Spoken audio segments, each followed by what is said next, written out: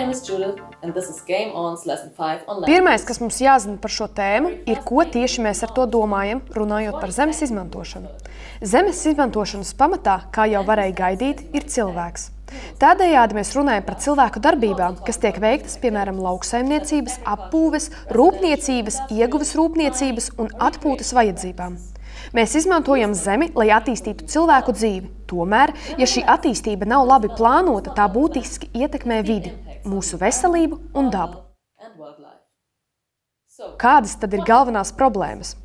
Pirmkārt, mēs saskaramies ar eroziju un degradāciju. Katru gadu no zemes tiek degradēti aptuveni 75 miljārdi tonu augsnes, kas ir aptuveni 13 līdz 40 reižu vairāk nekā dabiskās erozijas ātrums. Ar eroziju un degradāciju mēs samazinām trūdvielu saturu augsnē, palielinām satrūdēšanas procesus un daudz ko citu. Tās ir nopietnas problēmas, jo augsnes veidošanās procesi ir ļoti lēni. Tādējādi erozijas un degradācijas rezultātā rodas vajadzība pēc mākslīgas barības vielu ievadīšanas. Vēl viena problēma ir intensīvā lauksaimniecība. Intensīvā lauksaimniecība ir tipiskākā augsnes apstrādes metode un galvenais pārtikas avots visā pasaulē. Tā balstās uz augstu ražas līmeni, izmantojot ekstrēmu zemes izmantošanas pieeju. Turklāt tā parasti tiek izmantota monokultūra audzēšanai. Ja ceļojot pa lauku apvidiem esat pievērsuši uzmanību ainavām, iespējams tad esat pamanījuši plašas monokultūras lauku platības, kas bieži vien ir veltītas tikai vienai kultūrai. Ekosistēmas bioloģiskās daudzveidības mērķiem un vajadzībām, kā redzējām iepriekšējā nodarbībā, tās arī ir sliktas ziņas. Tālāk ir pārmērīga noganīšana. Tā notiek tad, ja pārāk daudz mājlopi pārāk ilgi ganās vienā un tajā pašā platībā, un tādēļ veģetācija nevar augt un atjaunoties. Pārmērīgas noganīšanas sekas – velēnas bojājumi, augsnes atsekšanās, sakņu izkalšana un daudzu sugu izzušana. Mežu izciršana.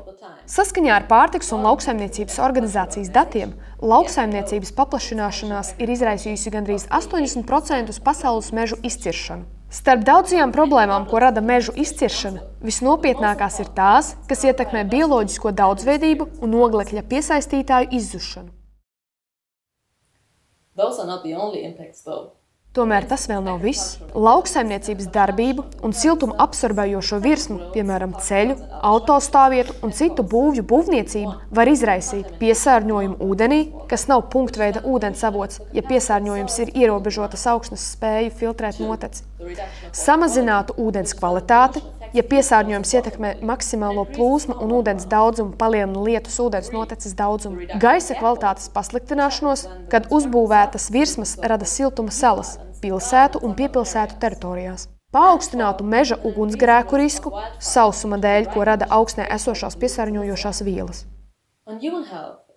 Cilvēku veselībai neatbilstoša zemes izmantošana var izraisīt vairākas slimības. Piemēram, slimības, ko pārnēsā tādi slimību pārnēsātāji kā odi, ērces vai blusas, kas inficējas un nodada infekciju cilvēkam, elpošanas traucējumus, gaisa kvalitātes pasliktināšanās dēļ, augsnes, ūdens un gaisa piesārņojums var izraisīt arī ādas slimības un pat vēzi.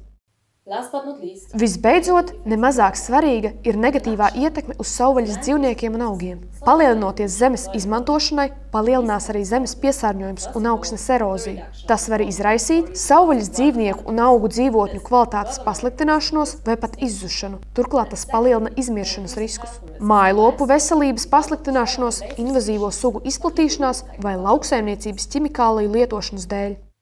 Kopumā lauksaimniecība ir to darbību centrā, kurām mums jāpievērš uzmanība. Tas bez šaubām ir sarežģīts jautājums. Ja lauksaimniecisko darbību stingri neuzrauga un neplāno, tā var samazināt bioloģisko daudzveidību, kā arī paskābināt okeānus sliktas ūdens apsaimniekošanas dēļ.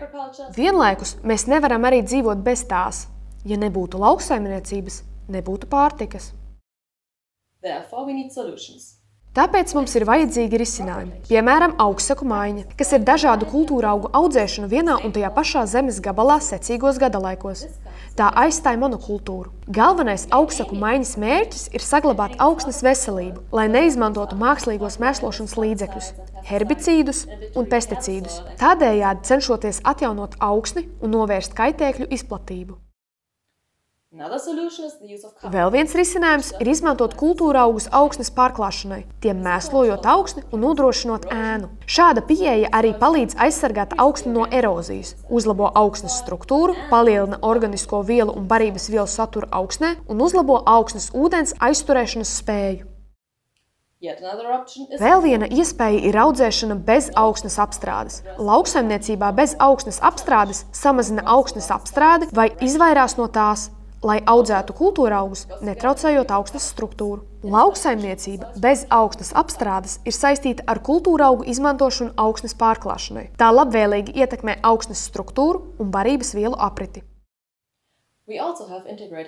Mums ir arī integrētā kaitēkļu pārvaldība. Šī pieeja nozīmē risināt kaitēkļu problēmu, minimāli izmantojot ķīmiskos pesticīdus. Integrētās kaitēkļu pārvaldības pamatā ir uzskats, ka kukaiņi nevienmēr ir kaitēkļi, un pārvaldības stratēģijām jābūt saskaņā ar ekoloģiskajiem procesiem. Šo pārvaldības stratēģiju mērķis ir izvairīties no kaitīgās ietekmes uz sugām, kas nav mērķsugas, un ekosistēmu pakalpojumiem. Jāizmanto vairākas taktikas, lai samazinātu kukaiņu pielāgošanos vienai taktikai. Atjaunīgās enerģijas izmantošana ir vēl viena pieeja. Piemēram, padomājiet par apūdeņošanas sistēmu, kas darbojas izmantojot saules enerģiju.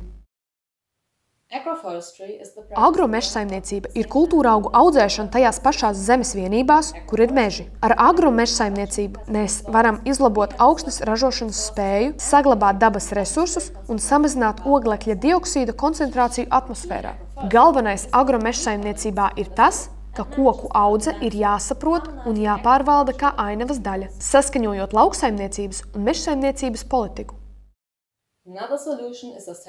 Ilgtspējīga jeb zaļā lauksaimniecība.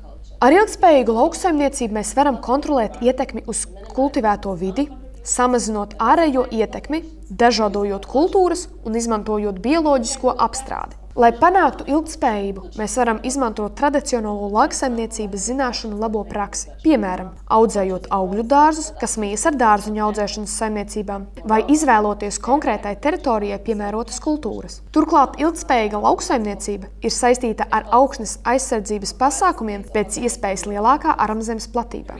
Tas arī ietver organisko kūts mēslu vai komposta izmantošanu, mazāku ķīmisko pesticīdu daudzumu, rosina mūs domāt par ūdens resursu apsaimniekošanu. Šo tēmu aplūkosim nākamajā nodarbībā. Jāņem vērā arī ilgtspējīga mežu apsaimniekošana, kas palīdz novērst arī augsnes eroziju un ūdens piesārņojumu. Ilgtspējīgi apsaimniekojot mežus, mēs ne tikai atbalstām bioloģisko daudzveidību, bet arī palīdzam no atmosfēras izvadīt oglekļa dioksīdu. Turklāt mēs varam aizturēt nokrišņus un palielināt virszemes noteci, kā arī nodrošināt, ka netiek ietekmēti ekosistēmu pakalpojumi. Visbeidzot, aizsargājamo teritoriju pieeja. Kas ir aizsargājama teritorija? Aizsargājamā teritorija ir skaidri definēta ģeogrāfiska telpa, ko pārvalda ar juridiskiem vai citiem līdzekļiem, lai saglabātu dabu un ar to saistītos dabas un kultūras resursus ilgtermiņā. To starpā var atrast nacionālos parkus, neskartās dabas teritorijas, aizsargājamās dabas teritorijas, dabas rezervātus un citus. Aizsargājamās teritorijas ir pīlārs, kas saglabā bioloģisko daudzveidību. Turklāt tās veicina cilvēku iztiku un nodrošina ekosistēmu pakalpojumus, uzkrāj oglekli un palīdz mazināt klimata pārmaiņas un pielāgoties tām.